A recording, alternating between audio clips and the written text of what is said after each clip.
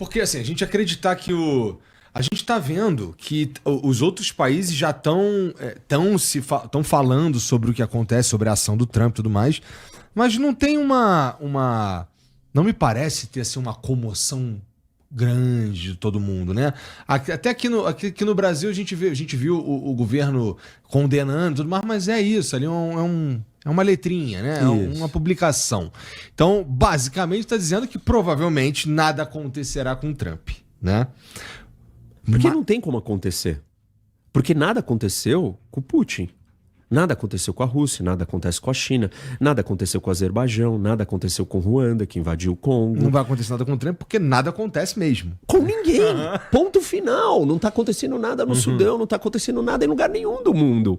E assim, tipo, que novidade é essa? Por que essa discussão translocada?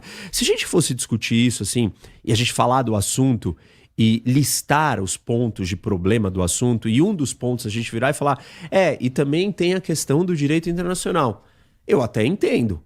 Agora, se a discussão ela passa a ser inteira centrada nisso, ou as pessoas estão dormindo nos últimos 10, 15 anos, ou elas não estão entendendo o que está acontecendo no mundo. Porque simplesmente, esse não é a base de conversa sobre nada. A base de conversa hoje do mundo é poder. E Sim. poder eu posso? Quando que a China vai se sentir capaz, segura e pronta para poder fazer o que quer? Esse é o fator decisivo para a China. Ou que outra força de poder vai se apresentar para contrapor o projeto chinês de Taiwan para ela ter que recalcular e falar assim, talvez eu não tenha a força, o poder, a capacidade que eu quero se essas outras forças vierem de encontro a mim. Que é o mesmo modus operandi da Rússia, que é o mesmo modus operandi de Ruanda com o Congo e de todos os lugares do mundo. Então, essa ideia de que o Trump acabou com o direito... O Trump é o último da fila. O último. E assim, aí tem um ponto interessante sobre essa história. A Venezuela, ela respeita o direito internacional? Interessante mesmo. Não. Por que não? Porque ela virou um cartel de tráfico de drogas. O regime que domina o país é um regime que participa de atividades ilícitas, criminosas, transnacionais. Isso não é respeitar o direito internacional. A Venezuela causar a maior destruição à sua população, e com mais de 8 milhões de venezuelanos que fugiram do país, numa situação de não guerra, essa maior destruição econômica, política e social de uma nação que não está em guerra, talvez da história assim, moderna, contemporânea. Isso é uma violação de direitos humanos dessas pessoas? Ela prender prisioneiros políticos, pessoas que pensam diferente, ela fazer abusos de autoridade é violação do direito internacional? Claro! A presença de organizações terroristas fundamentalistas islâmicas como o Hezbollah, o Hamas, na Venezuela, em outro território operando, é uma violação do direito internacional? Claro! E assim, e a lista é imensa. Eu posso ficar aqui meia hora listando todas as violações de direito internacional que a Venezuela faz. E aí a tomada de decisão, né, o raciocínio sobre a ação, ele tem que ser comparado diante disso, uma vez que o contexto não existe esse preciosismo dessa realidade de que nós estamos funcionando dentro de um sistema de direito internacional. Porque se as pessoas não entenderam isso, aí essa discussão fica estranha. Mas então, estou estabelecendo aqui, nós estamos partindo de uma premissa, não porque eu queira, não porque eu goste, mas porque é a realidade. E a realidade causada pelo ser humano. E não é só causada pelos Estados Unidos. Aliás, ela é causada bem mais por países revisionistas, que o próprio nome já diz, eles não gostam, não concordam com a ordem internacional, querem redesenhar a ordem internacional. Então, essas regras que foram implementadas pelo Ocidente, pelos Estados Unidos e pela Europa, não servem para eles. Então eles vão fazer de tudo para quebrar com essas regras. Aí, dado então que a gente parte desse pressuposto que esse direito não funciona do jeito que todo mundo gostaria que funcionasse, né? Aí nós temos que medir e comparar o número, né, para ter uma análise ponderada sobre o que está acontecendo, de violações do direito internacional da Venezuela versus a violação do direito internacional ou as violações de direito internacional dos Estados Unidos. E aí, óbvio que isso nos leva para uma discussão do ponto de vista moral também, que é diferente do legal.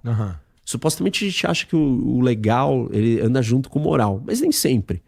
Mas será que o Trump se passou? Porque assim, eu entendo essas violações. Você tem razão, que a Venezuela comete várias violações de direito Não, porque internacional. ninguém está reclamando, ninguém está gritando tanto sobre as violações de direito internacional da Venezuela. Ninguém está tão chocado. Ou se está chocado, está falando, o mundo é assim mesmo, que triste, que pena, coitado dos venezuelanos. Coitado, o crime organizado, tá no Brasil também, não tem jeito.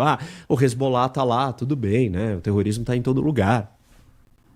Entendeu? Tipo assim, por que a discussão tá desse jeito? Por que a gente não tá, então, avaliando quantas violações a Venezuela comete e aí quantas violações os Estados Unidos estão cometendo na Venezuela e ele está cometendo essas violações não é porque ele escolheu ser um violador, mas porque ele lida com uma realidade onde ou ele fica sentado passivo ou ele vai lidar com a situação como ela é.